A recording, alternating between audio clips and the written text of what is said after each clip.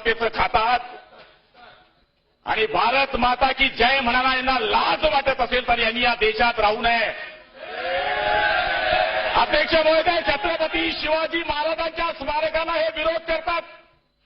गोपीनाथ मुंडे साहेबांच्या आणि शिवसेना प्रमुखांच्या स्मारकाला हे विरोध करतात. अध्यक्ष महोदय,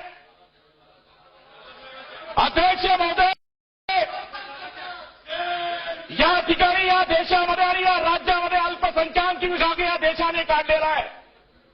या देशामध्ये ना हिंदू ना मुसलमान हा कधी वाद आयुष्यामध्ये झाला नाही. अध्यक्ष महोदय, आणि यांचा बाप जो किळे नको जो ओळशी नावाची अवलाद या देशामध्ये निघाली आहे, त्यांची ही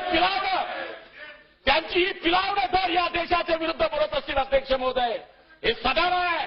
हिंमत असेल तर या सदनाच्या बाहेर यांनी बोलून दाखवावं. अध्यक्ष महोदय, काय चाललंय?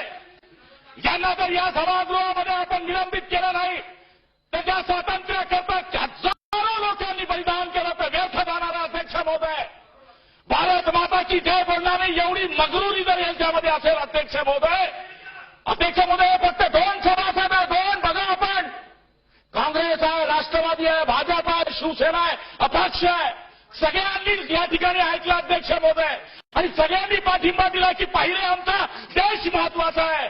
आणि अशी ताकद जर वाढायला लागली अध्यक्ष महोदय, इस देश में रहना होगा कुत्तों तो वंदे मातरम कहना होगा.